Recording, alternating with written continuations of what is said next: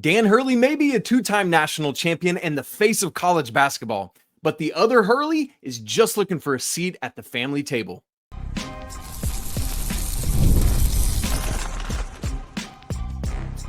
You are Locked On College Basketball, part of the Locked On Podcast Network. Your team every day. Hey there, what's up? Happy Tuesday. Welcome into the Locked On College Basketball Podcast, the only daily national college hoop show out there.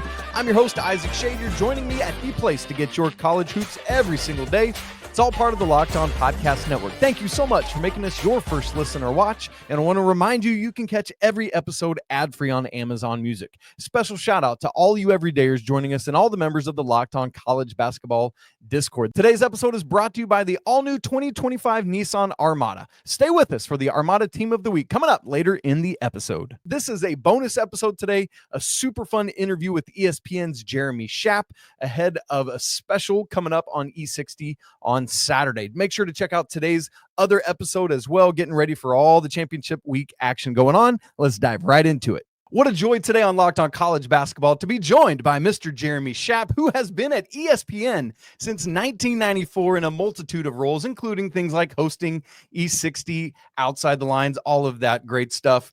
Behind the scenes, folks, we have just had a phenomenally dorky conversation about the etymology of our surnames.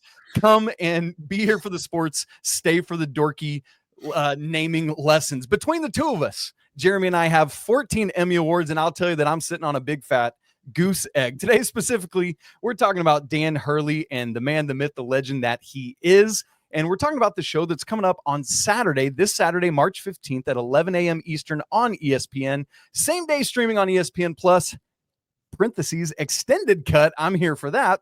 The show is called The Other Hurley. I am so excited for this. I've gotten to see the preview for it. Man, it's going to be elite. So many great conversations that Jeremy has had, not only with Dan and his wife, Andrea, and others in his family and around the sport. Man, it's so good, folks. I cannot wait. Appointment Television, make sure you're there. And Jeremy, I want to start right out of the gate with the title of this thing. Is The Other Hurley more about the not Bob Sr., not Bobby, odd man out nature of his life, or more the off the court, out of the public eye, other version of Dan's life, or an intentional, not so subtle wink to both? That's a very good point, Isaac. And I got to say, I hadn't thought of the double entendre. It really is the former rather than the latter. It's about, this kind of triumvirate, if you will, in the family and the dynamic, Bob, Bobby, Danny. But make no mistake, this is about Dan and his journey. But such a big part of it is that journey from being, Bob Sr.'s second son, Bobby's little brother, all of the pressures, all of the ways in which that took a toll on Danny, especially back when he was playing at Seton Hall. And the effects on his mental health, the crisis he had when he was playing at Seton Hall back in the fall of 1993. And then just the whole arc of his story from being, the son of a legend, the brother of a legend. It's hard enough to be one of those things, right? Right? Especially if you're going into the same business. But being both of those things, going into both of their lines of work, if you will, following Bobby into the college game at its highest level as a point guard, following Bob Sr. into the coaching business. I mean, that's a lot to deal with, right? Yeah. And Danny's been very open over the years talking about his mental health struggles, the ways that he's managed that. He's really been a leader, talking, I think, candidly with vulnerability about those things. And certainly when he was growing up, and not even that long ago, these things were taboo. We didn't talk about these things in an honest and open way. But that is a very interesting point, because I think we do talk a lot about the other side of Danny Hurley. There isn't, this is not a hardcore basketball story about, the way he runs offense or the way he runs defense, or all the things that he took from Bob Sr.'s St. Anthony's model, or all the things he takes from European basketball. No, this is a personality, psychological, biographical profile. Yeah. And what's interesting to me so so much, Jeremy, about what you just went into with that is while, unless I've missed it, and there's some Schaap out there who was a 2-time national championship winning point guard, just like Danny Hurley, you follow a father who was wildly successful in his chosen profession. And just like Danny Hurley, the chosen profession just so happens to be the same one that your father was in. As interviewers, we're often trying to get inside the mind of the person we're talking to. And so I'm wondering how living in your own skin has helped you inhabit that of Dan Hurley. Yeah, I think that's a fair question. I've got to say, I am not as thoughtful as Danny is talking about that stuff, but it certainly, I think, informs the way that I look at the world. And I think you're right. And it is, it's one of those things, right? So Dan talks about in the show, it's interesting, right? About going into coaching and the decision to go into coaching and, coming to an understanding with himself that he was not going to be a great professional basketball player. All those struggles he still has, which I think he's too hard on himself about as a player at Seton Hall. But going into coaching and saying how, look, I went to the Big East, right? And he was playing for great coaches, all that. And he said, I knew everything they were telling the other players, right? I knew that stuff when I was in 6th grade, and he had as good an education as you can possibly have in the game growing up, not only with a Hall of Fame coach, at the dinner table, but Bob was one of those guys who had the boys around constantly. I mean, they lived at St. Anthony's, when they were little kids. And so in that respect, I feel like I was very fortunate. I thought my dad was the best in the world at what he did. And from the time I was a little kid, Danny and Bobby were dribbling basketballs, and they were watching Bob do what he did, which is, of course, absolutely legendary. One of the only Hall of Famers, only high school coaches to be enshrined in the Hall of Fame. He was the 3rd ever. And I got to watch my dad, who was a Hall of Famer, do what he did up close and going to the office every weekend and being obsessed with that and imbibing all of that. And then, it is this double-edged sword, though, right? Which Danny talks about. There is all of this. There's privilege and there's entree, and there is exposure to the craft at its highest level. But there are also expectations and there are pressures, and some of it is internal and some of it is external, and all of those things which can be very difficult to handle. Whether or not you're grounded, whether or not you have interest in other things, whatever it may be, comparisons are tough, expectations are tough, pressures are tough. And especially when you're young and you don't have the tools, you don't have the resources, you don't have the self-confidence to deal with it. And I'm talking about myself as much as Danny. Yes, you don't know if you're going to be any good, right? Yeah. And what happens is, people, you're out there at 18 in Danny's case, and 22 when you're starting as a coach or whatever. Or, if you want to include my experience, 24, 25 on TV, and people are comparing you new at it, being brand new to it, with your father who's been doing it for 30 years, right? Yeah. So it's hard to win those, but that's just part of it, right? Yeah, absolutely. That weight of expectation is big. It certainly weighed heavy on both Bobby and Danny. And I want to ask Jeremy, coming up in just a second, about that weight of Bobby having seemingly more on-court success, while Danny now seemingly have more coaching success. We're going to talk about that family dynamic and much more coming up in just a second. Right after I tell you about Nissan, the Armada Team of the Week is brought to you by our friends at Nissan and the all-new 2025 Nissan Armada. Each week, our Locked On College basketball experts are picking one team that stands apart. From top-seeded stars to the unexpected upsets, these guys showcased the strength and sheer power needed to push their team forward. This week's Armada and clear-cut Team of the Week is the Duke Blue Devils. John Shire's team, led by National Player of the Year candidate Cooper Flagg, just ripped through the ACC, going 19 17-1. The Blue Devils were plus 434 points in ACC games, the largest point differential by a power conference team in league play since Kentucky in 1953-54. When it comes to the Nissan Armada, they say go forth and conquer, and that's exactly what the Duke Blue Devils have done. It's clear that our team of the week is out here ready to conquer the road ahead with confidence, just like you can in the all-new Nissan Armada or any of Nissan's outstanding vehicles. So take the Nissan Armada, Rogue, or Pathfinder and go find your next big adventure. Shop NissanUSA.com. Isaac Shea, Jeremy Schaap, we're here today talking about The Other Hurley, a 1-hour special this coming Saturday on E60, 11 a.m. Eastern on ESPN. We're talking about the Hurley family, man, and just the success they have had in so many levels and in so many ways in the game of basketball, this sport that we love and cherish so much. Jeremy Schaap, longtime person known to this family. And Jeremy, with that, something I want to ask you that's really intriguing to me about this is Danny. You know, we've talked about this kind of third wheel kind of feeling behind the two Bobs, Bobby and Bob Sr. And there's this interesting dynamic at play, in my opinion, between Bobby having had so much success on court at Duke, winning those back-to-back national championships in 91 and 92. And then Danny now doing the exact same thing.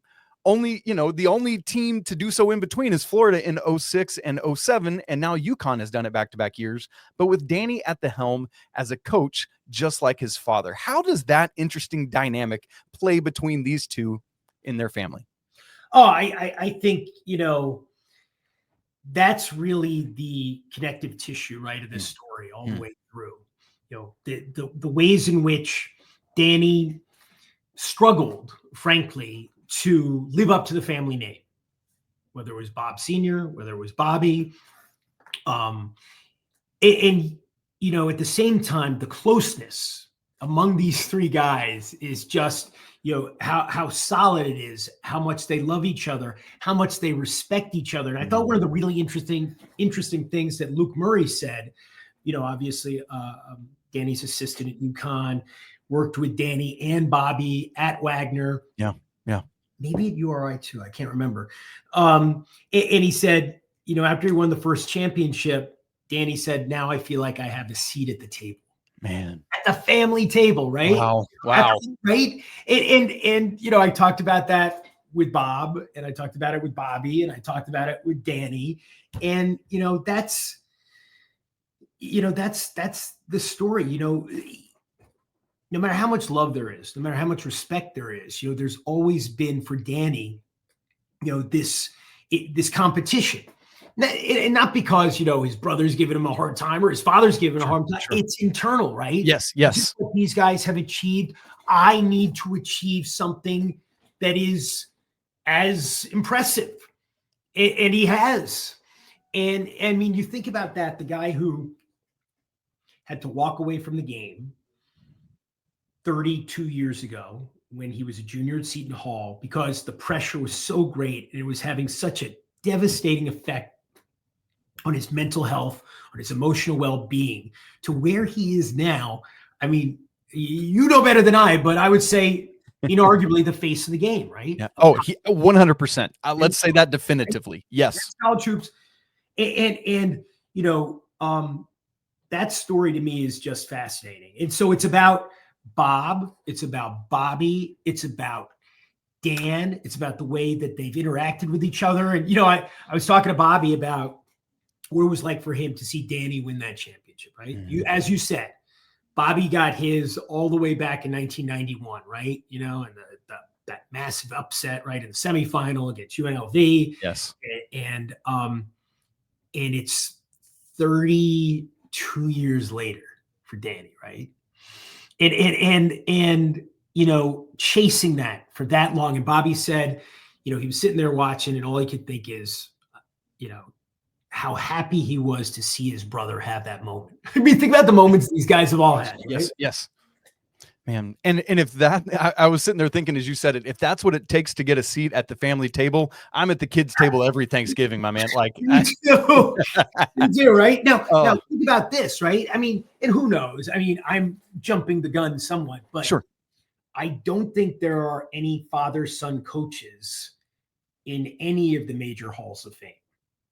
I'm talking basketball, pro football, baseball, hockey. There are father-sons, I guess the holes in hockey, but not a lot, right? In baseball, the only father-sons. Griffey's? Is Ken senior? Senior's not. The only baseball Hall of Famers, father-son, are Larry and Lee McPhail, baseball executives. Yes. In the basketball Hall of Fame, there are no brothers, there are no father's sons, but there is a sibling pair, which I love. It's a great trivia thing.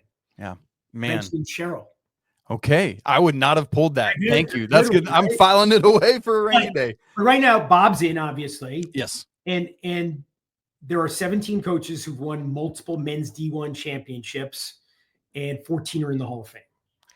Your money's got to be on Dan to get there with Bob someday, right? And you got to think, I think right now as we sit here recording on Monday, March 10th, I don't think we see it this year with UConn trending down a little bit, but I'd be more than willing to bet that's there's what at UConn least does, right? UConn wins it. Nobody thinks they're going to win.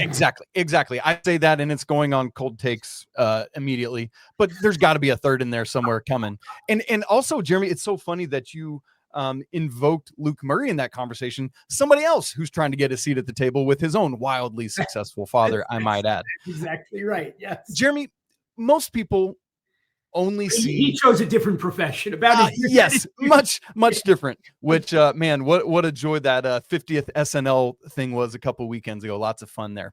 Folks, most of us only get to see the fiery Dan Hurley. I love, Jeremy, in the previews of the interviews here, in particular, your conversation with Andrea, Dan's wife, and you asked her, like, basically, who's the boss in the family? Without hesitation, oh, me, right? And so we contrast that with the fiery Dan Hurley saying, I'm the greatest coach in the sport. How dare you turn away from me? How does that juxtaposition play out with Dan Hurley, family man? Oh, I think Andrea is being entirely honest, and and there's no doubt about it that she is the boss at home. And look, I don't know Andrea as well as I know Danny. Sure, I've known Danny for a long time, but I feel like after having sat down with her for this interview that I do know her, and she's terrific. And I mean, she gave us this one soundbite, those moments you're just so grateful, right? Like, it's great. Did you hear the thing? It was about, so I say to her, what does he do at home? What are his responsibilities? And she's like, nah, he doesn't. He trips over the garbage. He trips over the trash. That's right. I said, he doesn't take out the garbage. He says to me, does Jay Wright take out the garbage? And I was just like, oh my God. I could just hear Danny saying that, right? Like, that's what's so great. And it's, obviously he's being funny, right? But there's a little element, right? So now I'm like thinking to myself, like, what should I say when I'm asked to take out the garbage? Should I say, does Tom Rinaldi? Or is that too, like, what should I say, take out the garbage? But of course, it's not going to do me any more good than it does Danny, and I'll just end up taking out the garbage. Yes. But that dynamic, the two of them, they've been together for 28 years. Man. It's so interesting. And that relationship, right? The way their lives have changed. I've been thinking about this, right? So, it's not that long ago. He was still the head coach at St. Benedict's, and he was having a lot of success. That's 15 years ago. He was 37. They thought this would be their life forever. Just like Bob stayed at St. Anthony forever. They'd be at St. Benedict's in Newark forever, which is great. I mean, he's obviously enormously successful there, having a huge impact on the lives of players. And but when you talk about like the exposure and the money, and they were struggling to pay the bills, and, the cable would go off at the end of every month before they got the next check. And now, he's turning down $70 million from the Lakers. And that's not, just him. That's Andrea too. This is their journey together. Yes. My hope when I watched that preview, I wish she had responded, Jay Wright ain't coaching no more, honey. That was what I wish she had said. Well, I don't know if you saw, Renee Montgomery saw it, and she showed it to Jay on the set yesterday. No way. She put it on Twitter, and she just asks him, Jay, we need to know, do you take out the trash? He's like, yes, I take it. You got to play it. It's unbelievable. He's like, yes, for the record. I want the whole world to know I take out the trash. Get my name out your mouth, Danny Hurley. I love that. I'm going to have to find that as soon as we quit recording here. I love it. Andrew Hurley described his father to you as normal, but then you pushed him on it, and he acquiesced and said he's, quote, maybe a little abnormal. And Jeremy, here's my question out of that. Does it take being a little abnormal to achieve at the highest level as Danny does? I think there are things that you have to be willing to do that so-called normal people are not willing to do. And I mean the level of commitment, the level of focus, the intensity of effort. Yes. I don't think it hurts if you have some quirks, eccentricities, as Dan clearly does. Yeah. But, I mean, to be as driven, as ambitious. I say to Dan at one point, I'm like, how would you describe your degree of ambition? And he pauses and he chuckles. He says, pathological. And he's not wrong. He's not saying it for effect, and he's not kidding. So it is, that double-edged sword again, right? It's the awareness of the importance of maintaining some kind of balance so that basketball doesn't become your entire identity and you don't live and die with every single over the back call. but at moments you're not going to be able to maintain that equilibrium, and you just have to know, you have to be able to step outside of yourself for a moment and read the situation. And of course, that's been part of the narrative this year, is that Dan sometimes hasn't been able to do that. But yeah, I think the question, does normal win championships? Does normal, there are different kinds of normalcy though, and there are different kinds of abnormal. Like, John Wooden, is a different. Yes, 100%. Right? John Wooden is different from Bob Knight, who's different from Mike Krzyzewski, who's different from Bill Self, but none of them are normal, right? They're all extraordinary in their own ways. That's so well put, and that's the impetus of that question for me, and I think that's so interesting. And ultimately, I think that kind of character side of Dan Hurley's persona is really good for college basketball, especially in an era. I think back to last year when on the women's side, we have the Caitlin Clarks of the world who are hanging out for 4 years, and we just don't have that name brand recognition in the players on the men's side. But Dan Hurley brings that for us. So different, right? And that's my era when I was really into the game as a fan and then covering it a lot, when, everybody who followed sports knew the starting lineups for all the big teams. Now, imagine if we got 4 years of Cooper Flagg. I'm not the first to say it, right? Like, I'm old enough to remember, how different the world was. You're young. I remember, maybe somebody out there can correct me if I'm wrong, but, Krzyzewski wouldn't hang up one of the Final Four banners because Ala Abdelnaby hadn't graduated yet, right? That was like, I think that's what happened. And then, I remember the year where it was everybody coming out early from Duke, specifically Maggette and Avery. I think that was Brand's year too, and they all came out early. It was the first time, and it was kind of like the floodgates were open. It was a different game. But yeah, in the absence of, guys being there for 4 years, we're back to that era of at least in the person of Dan, the giant coach. The coach is the giant figure. Yep, absolutely. And with COVID going away, we have no more fifth-year players starting next year. It's a whole interesting dynamic. All right, folks. Jeremy said earlier in the show that obviously that Dan needed to step away in his own college basketball playing career at Seton Hall to deal with some mental health issues. I'm curious to know how that affects his coaching and his players now. And I want to know from Jeremy, what is your hope that people would walk away from watching the other Hurley with when it airs this Saturday? We'll get to those conversations in just a second. Right after I tell you about Roy. Hey, attention, Locked On College basketball fans. Have you ever wished that you could directly support your favorite CBB athletes and be part of their journey? Well, now you can with Roy, the NIL app that puts fans in control. Before Roy, NIL deals were often handled behind closed doors, and fans like you didn't have a clear way to directly support the players you love. Well, now with Roy, you can make a real impact and feel closer to the athletes representing your favorite school. With Roy, you get to choose the player you want to support, decide how much to contribute, and receive exclusive content from the athletes you back. The best part, if your player transfers, you get your money back. It's a risk-free way to show your support and make your voice heard. Support your favorite players directly and help shape the future of your school's basketball players. Download the Roy app now from the App Store and start backing your favorite college basketball athletes the way they deserve, with transparency, trust, and real impact. This is the future of college sports. Join it now by downloading Roy and supporting your favorite players. Jeremy, you've mentioned it a couple times now in our conversation today about how open Dan was in his conversations and frankly, as often with his mental health struggles, including panic attacks that he dealt with as a basketball player, ultimately calling him to step away from the sport. What I'm curious about is how that informs both his everyday life now and his coaching. How does he try to get inside the mind of his players and think, man, this is what was affecting me, and here's how now I can help my players process that in their own life? I think that is an essential part of who he is as a coach. And I think his honesty addressing these issues,